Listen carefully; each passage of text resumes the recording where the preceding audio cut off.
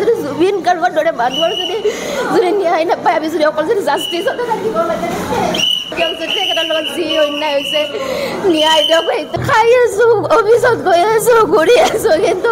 মুভিখন চাই আছো ইমান ডাঙৰ মানুহ এজন হয় কেতিয়াও অহংকাৰ আছিল সঁচাকে ঈশ্বৰ পুত্ৰ আছিল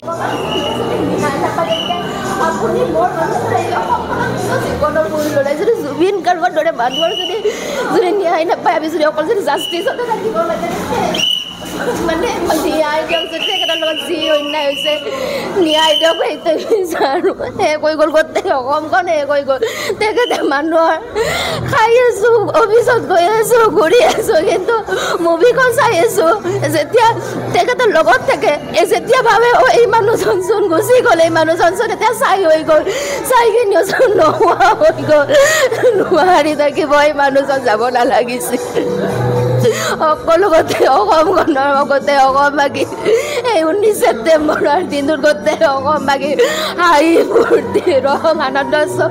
চবেই সাগৰখনৰ লগত গুচি গ'লে চব চেঞ্জ হৈ গ'ল অকলে আহক তেখেতৰ এক ইচ্ছাৰ মুভিখন চাওক সেইটোৱে বিচাৰোঁ এবাৰ যদি লগ পালোঁ মানে যদি পালোঁ হয় এবাৰ লগ পাইছিলোঁ জীৱনত ইমান সহজ সৰল মানুহ থাকিব পাৰে ইমান সহজ সৰল হয়তো আমাৰো চাগে অকণমান অহংকাৰ আছে মানুহ হিচাপে কিন্তু তেখেতে ইমান ডাঙৰ মানুহ এজন হয় কেতিয়াও অহংকাৰ আছিল সঁচাকে ঈশ্বৰ পুত্ৰ আছিল আৰু আজি সেইকাৰণে ঈশ্বৰে লৈ গ'ল ঈশ্বৰৰ ওচৰতে লৈ গ'ল তেখেতে সংগীতৰ মাজত থাকিব নালাগে স্বাৰ্থপৰ পৃথিৱীখনত তেখেতে থাকিব নালাগে তেওঁ ঈশ্বৰৰ পুত্ৰ আছিল সেইকাৰণে ঈশ্বৰৰ ওচৰত তেখেতে শান্তিত আছে তাতে সুখত থাকক তেখেতে তাৰপৰা আমাক আশীৰ্বাদ কৰি থাকিব মই চাবলৈ আহিছোঁহে চাবলৈ আহিছে এতিয়া চাব যাব কেনেকুৱা লাগিছে দুখ লাগিছে আপুনি চাগে মানুহক চাই গম পাইছে কিমান যে দুখ হ'ব চিনেমাখন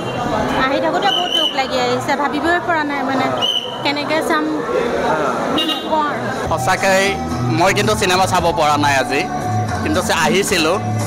মানে 5 তাৰিখলৈ টিকট নাই বুলি ক'লে তাৰপিছত আহিব লাগিব তথাপিও আৱেগক ৰাখিব নোৱাৰি আহিছিলোঁ এবাৰ অনলাইনত কৰিব পৰা নাছিলোঁ টিকটটো সেইকাৰণে বোলে অফলাইনত আহিছিলোঁ চাম বুলি নাই নাপালোঁ 5 তাৰিখৰ 5 দিন পিছত আকৌ আহিম চেষ্টা কৰিম জুবিন দাক চাব লাগিব শেষবাৰৰ কাৰণে এবাৰ হ'লেও চাব লাগিব